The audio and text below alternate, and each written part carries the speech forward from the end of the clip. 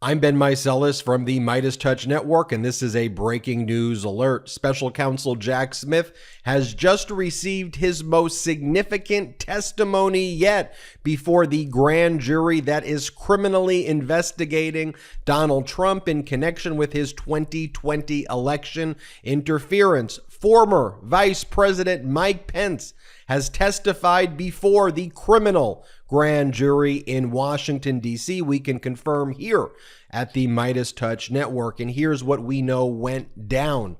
At 9 a.m. Eastern Time, SUVs were seen pulling up to the federal courthouse in Washington, D.C. Former Vice President Mike Pence was in one of those SUVs. Security was heightened at the federal courthouse. Then former Vice President Mike Pence entered the federal courthouse in Washington, D.C., where he was there for at least several hours. The SUVs that took him there were seen leaving at 4:30 Eastern Time. So he arrived at 9, he left at 4:30. A full day of testimony by former Vice President Mike Pence before Special Counsel Jack Smith and the criminal grand jury investigating Donald Trump's election interference in the 2020 election. And our reporting is that Special Counsel Jack Smith was there himself. He was actively involved in today's proceeding. You know, Special Counsel Jack Smith has assembled a full team of lawyers, so he's not always physically present himself, while his team conducts a lot of the investigation and the questioning of witnesses. But Special Counsel Jack Smith was there. Special Counsel Jack Smith was present, and Special Counsel Jack Smith was involved in the questioning of former Vice President Mike Pence, who testified for a full day before the criminal grand jury in the Washington, D.C. federal courthouse. Now, this comes just one day after the Washington, D.C. Circuit Court of Appeals rejected Donald Trump's appeal of a lower court order, which would have compelled and did compel former Vice President Mike Pence to testify. Donald Trump had argued before the D.C. Circuit Court of Appeals that based on his assertion of executive privilege, that former Vice President Mike Pence should not testify, that Pence should be blocked from testifying. However, yesterday, just 24 hours ago, in a per curiam decision, meaning a unanimous decision reached by the 3 circuit court justices who heard Donald Trump's appeal, including one of those circuit court justices was a Trump appointee, that is the circuit court justice Gregory Katsas. Donald Trump lost in a 3-0 decision. We have the decision right here that was reached, again, less than 24 hours ago. Sealed, redacted, per curiam order filed. The emergency motion is denied before Judges Millett, Wilkins and Katsas, 2 Obama appointees, 1 Trump appointee there, and Donald Trump's executive privilege claims were denied. And previously, before that appeal was taken, you will recall that former Vice President Mike Pence asserted an objection under what's called the Speech and Debate Clause privilege, which basically says that members of the House of Representatives, as well as senators, are immune from testifying or being brought into court on issues that involve, quote, legitimate legislative activity. There is a constitutional provision called the Speech and Debate Clause.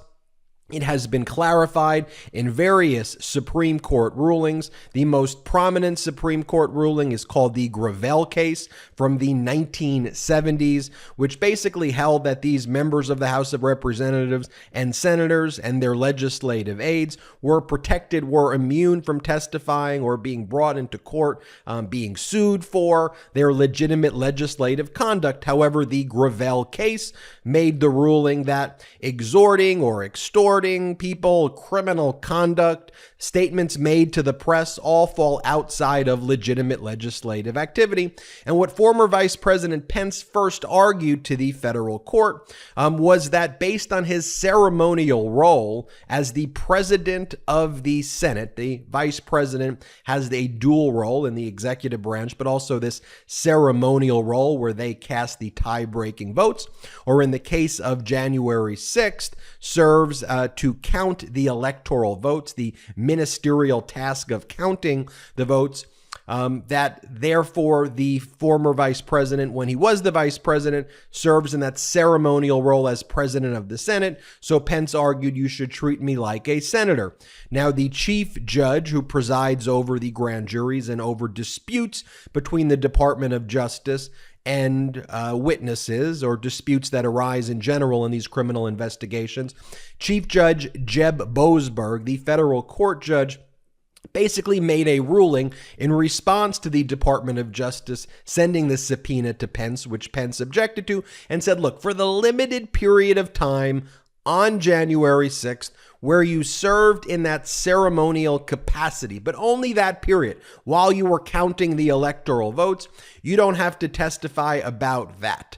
But everything else, all of the events leading up to the January 6th insurrection, the day of events of the January 6th insurrection, what took place after, other than when you were in that ceremonial role for that short period of time, you have to testify about. And frankly, that's all that Special Counsel Jack Smith was interested in anyway. And so former Vice President Pence tried to say, oh, that was kind of a good ruling for me. No, Pence was trying to block his entire testimony, and the judge just said that little tiny fractional period of time, you don't have to testify, but everything else you do. Pence didn't appeal that, but Donald Trump appealed it, not under the speech and debate clause argument, but Donald Trump asserted executive privilege blocked former Vice President Pence from testifying, but the federal courts and Circuit Court of Appeals have consistently rejected Donald Trump's executive privilege claims. One, because former presidents really can't assert executive privilege. Two, if the Department of Justice has a compelling need, which they do here, that overrides executive privilege claims, even if you can assert it. Now, President Biden has not asserted executive privilege, rejected the claims of executive privilege.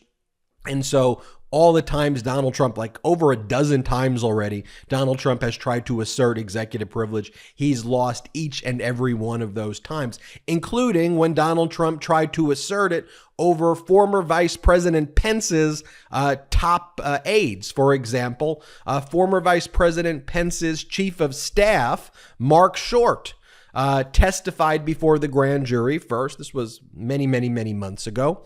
And then couldn't testify fully because Donald Trump asserted executive privilege. And then Special Counsel Jack Smith, the Department of Justice, went in and got an order compelling that testimony of Mark Short. They had to do the same thing for former Vice President Pence's then chief counsel, while he was the vice president, Greg Jacob, who testified first. Trump asserted executive privilege. Special Counsel Jack Smith had to get an order from the federal court. The federal court found that executive privilege doesn't apply. Greg Jacob had to testify as well. Same thing went with a lot of Donald Trump's top aides, like people like Stephen Miller and Mark Meadows, and Donald Trump's, former top lawyers like Pat Cipollone and Patrick Philbin. Same thing. Trump asserted executive privilege, and then Special Counsel Jack Smith or the DOJ won those arguments, and those people were compelled to then testify for a second time. But I know the pace of this has been frustrating to a lot of people. It's going slow. But just think, if Special Counsel Jack Smith and before his appointment, the Department of Justice did not get these wins, if they did not first set the precedent and compel people like Mark Short, Pence's former chief of staff, Greg Jacobs, Pence's former general counsel, chief counsel, all these former top Trump aides, if you didn't get that testimony, you couldn't just go subpoena Pence. So you had to climb the ladder. It's incredibly frustrating that it took this long, but that's just unfortunately what the process is in the court system that exists right now. So the Department of Justice did a diligent job, and now they've secured the testimony of former Vice President Pence for a full day's testimony. Very historic indeed. And you may recall this testimony for example, from the January 6th committee hearings where Ivanka Trump's former chief of staff, Julia Redford, said that on January 6th itself, Donald Trump called Pence and called him the P word. And that's something that Pence would be testifying to. Here, play this clip. And the word that she relayed to that the president called the vice president, I apologize for being impolite, but do you remember what she said her father called him? The P word. And just think about all of Donald Trump's conduct leading to the January 6th insurrection, all of the attempts to get Pence to try to violate the law, and even after the January 6th insurrection. Definitely a treasure trove of information that former Vice President Pence has. This is Pence on Face the Nation when he was asked, hey, this was about 4 days ago, before the Court of Appeals made the ruling rejecting Donald Trump's attempt to block Pence after Trump lost in the district court. And the reporter asked Pence, saying, well, what are you going to testify about when you go before the grand jury? And Pence says, look, we're going to obey the law and tell the truth. Play the clip. You have agreed to appear before the special counsel's ongoing grand jury investigating January 6th with some constraints on your testimony. Have you set a date with the special counsel about your appearance? Well, our attorneys have worked that out with the Justice Department. But I will say, I'm grateful that the court recognized that there are specific constitutional protections unique to the vice president when you're serving in your role as president of the Senate. I thought it was important to make that challenge. For the first time in history, a federal court acknowledged that that provision of the Constitution applies to the vice president, and they've limited what they'll be requesting of me. But beyond that, I can tell you, Robert, we'll obey the law. We'll tell the truth. And the story that I've been telling the American people all across the country, the story that I wrote in the pages of my memoir, that'll be what I tell in that setting as well. But for a So a big win, folks, for Special Counsel Jack Smith here.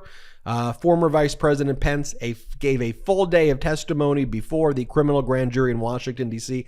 This is very bad news for Donald Trump. This is great news as the wheels of justice turn in the right direction. A big victory for Special Counsel Jack Smith, and we will report on any other additional information we learn about this testimony. But the most significant testimony yet for Special Counsel Jack Smith. Thank you so much for watching this. Hit subscribe, help us get to 1.5 million subscribers by the end of, or before the summer, by the summer. Let's just do it by the summer. Hit subscribe. Also, check us out at patreon.com/MeidasTouch, patreon.com/MeidasTouch. And also, wherever you get your audio podcast, subscribe to the MeidasTouch podcast. All right, hit subscribe on this YouTube channel. It's free. Have a great day. I'm Ben Meiselas. Hey Meidas Mighty, love this report? Continue the conversation by following us on Instagram @MeidasTouch to keep up with the most important news of the day. What are you waiting for? Follow us now.